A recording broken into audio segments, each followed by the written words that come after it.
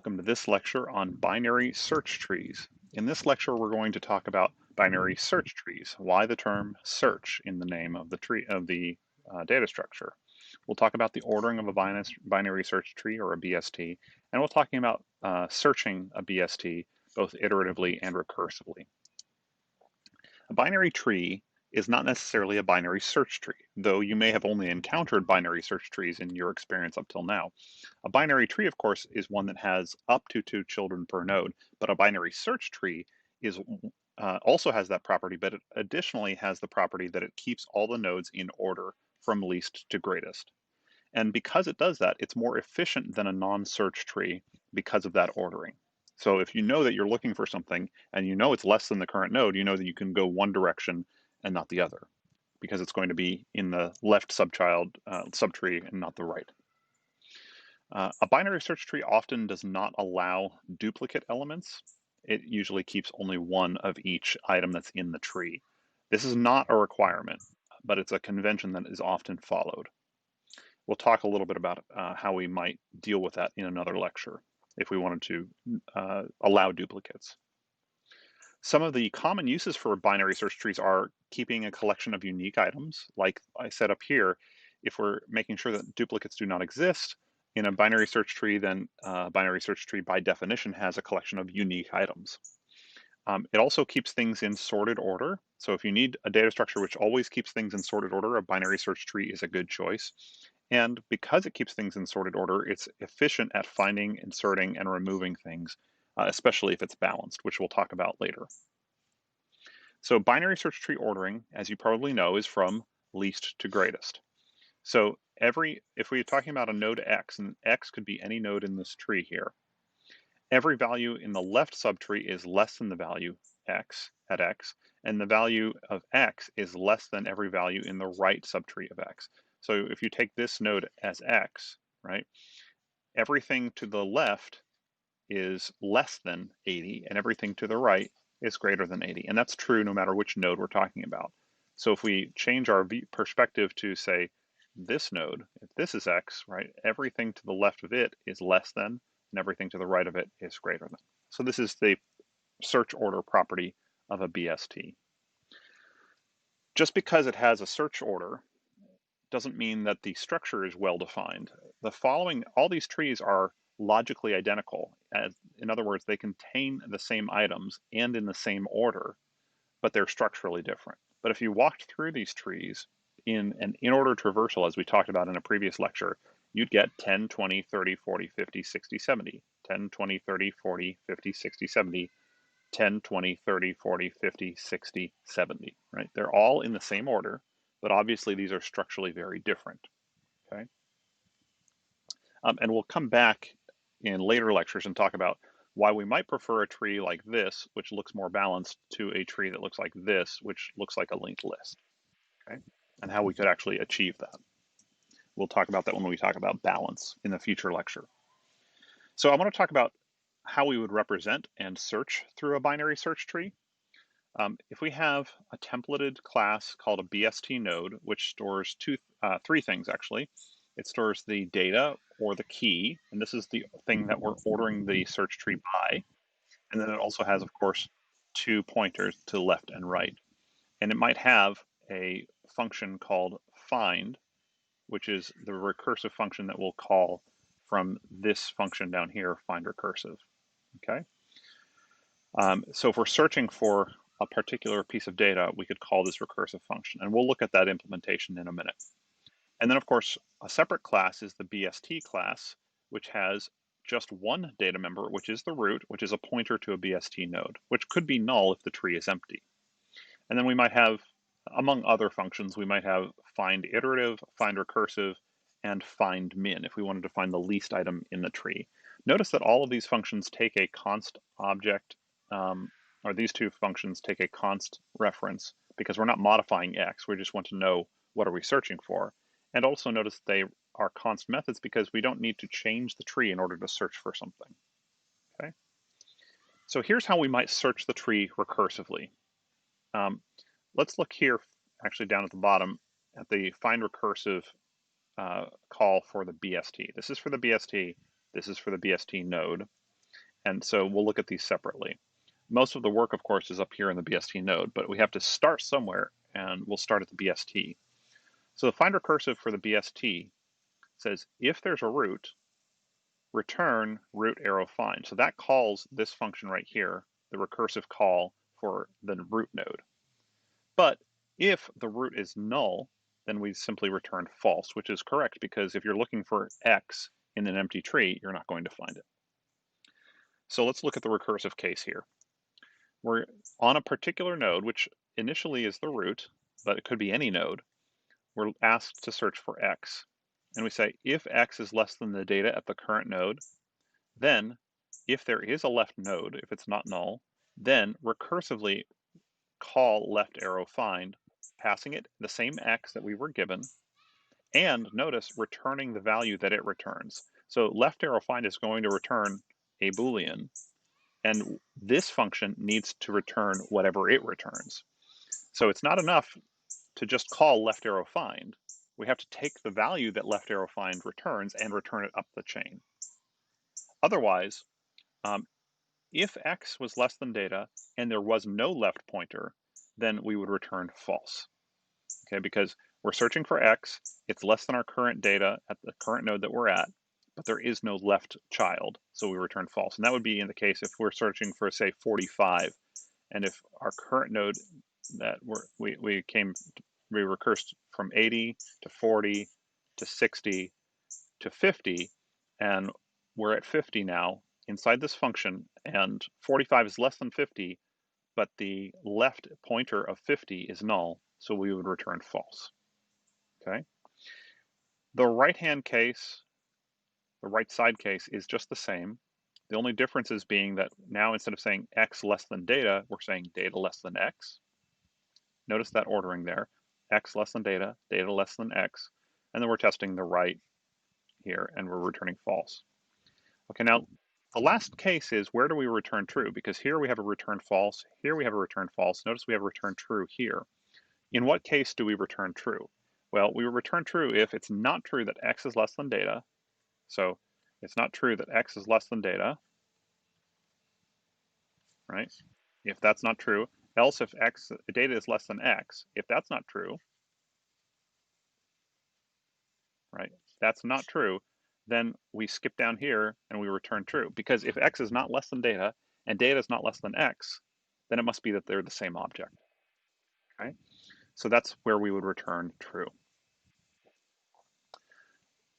I want to give you a chance to learn about something that you may or may not have seen before, which is the ternary operator.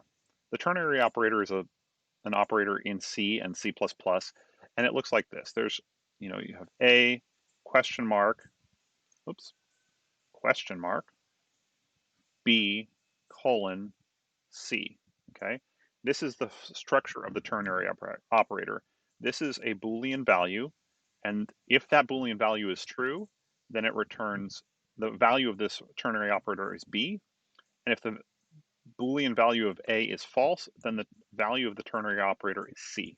It's kind of like a condensed if-else statement, except it always returns a value. Now you need to be careful where you use a ternary operator. It's not a drop-in replacement for every if-else block. But if you need an if-else and you're always producing a value, it can be useful. Okay, so let's see how this would change our find recursive algorithm. The find recursive algorithm for the BST can be shortened to return root question mark root arrow find colon false. So what does this mean? Well, this is translated by the compiler into a Boolean value, which tests if root is null or not. If root is not null, then it's a true value, and so we could call root arrow find. But if root is false, if root is null, then this evaluates to a false value, and we can just return false. So notice that this is a return of the quantity of what's in this ternary operator.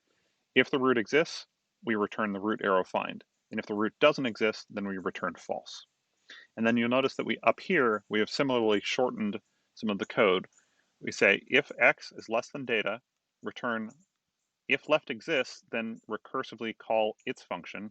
Otherwise, return false. Notice that there's a return out here still. So we're returning this, right? Either the find function recursively called or false.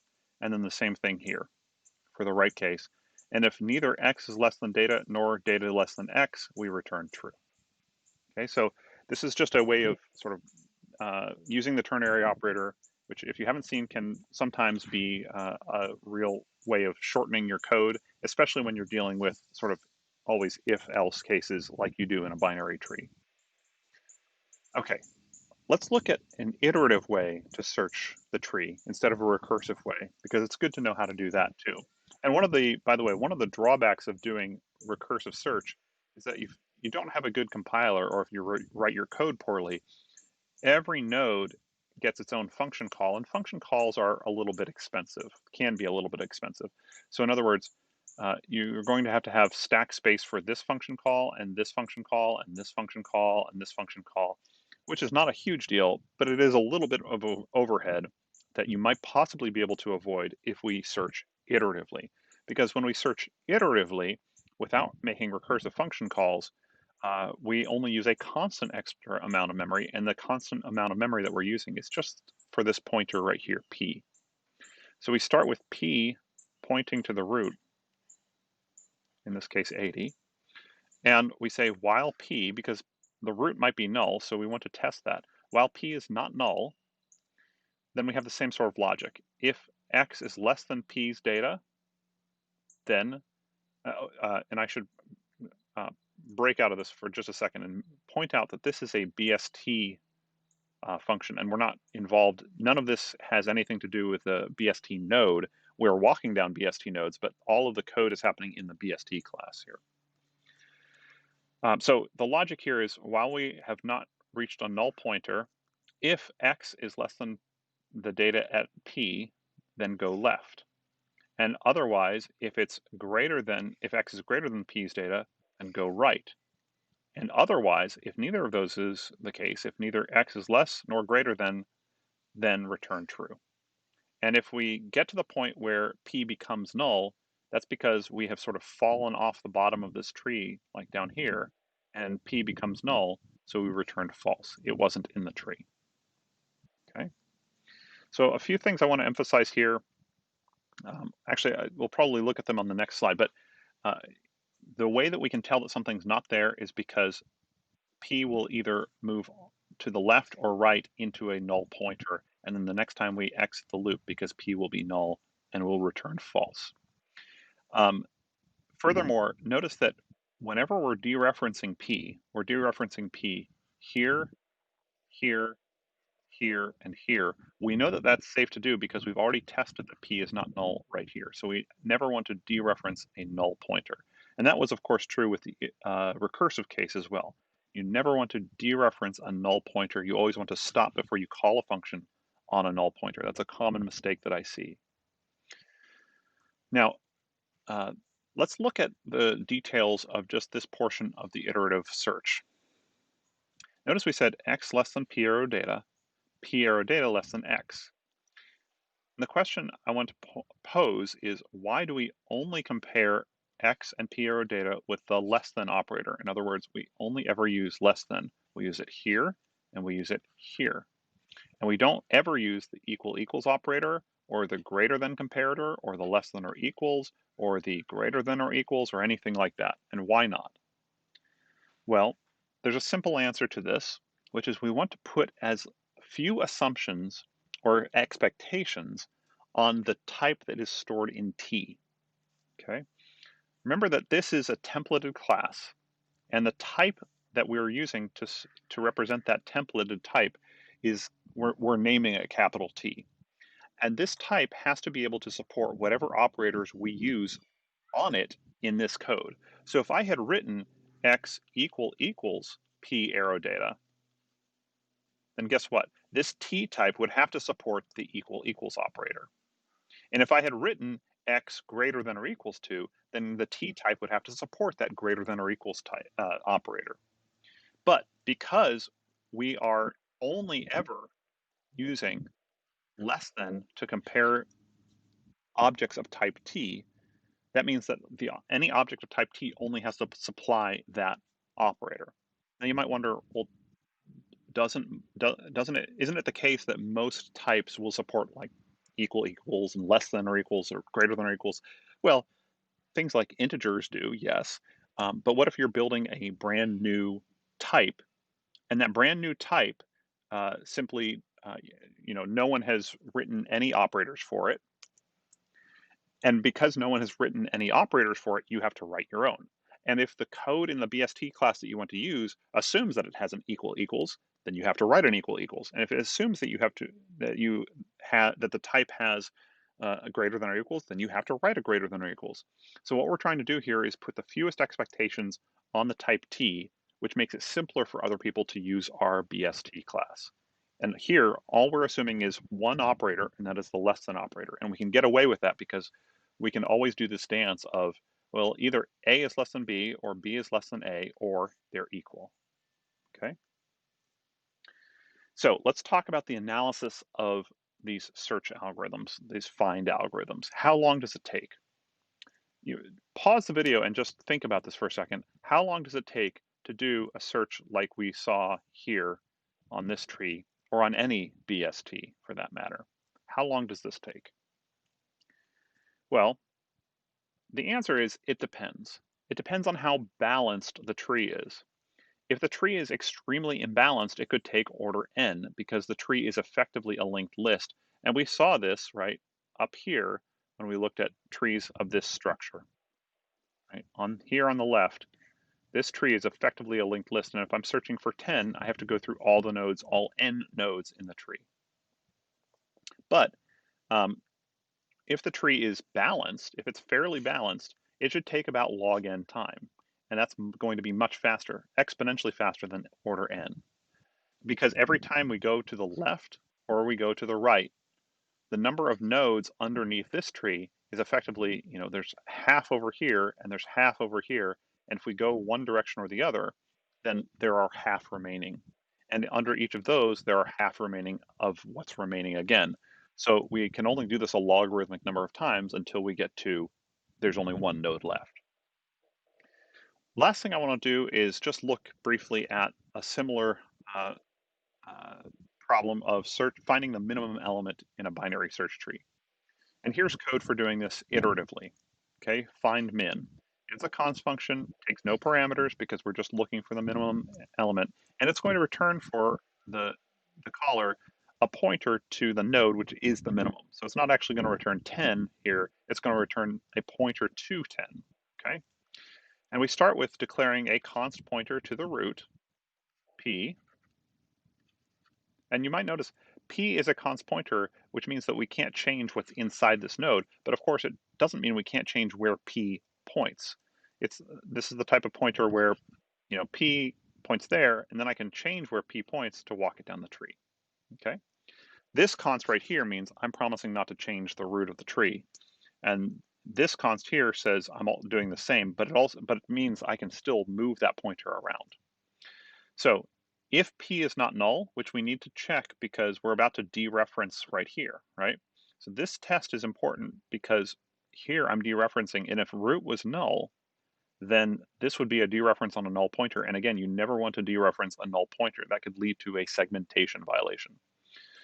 So if the root is not null, then while p arrow left, while there's a left pointer of the current node, move left. So p is going to move from there to there, and then from there to there, and then from there to there, right? So at this point, p's value is pointing at this node right here. And at that point, it would stop while pointing at 10 because p's current left pointer is null, right? It doesn't point anywhere.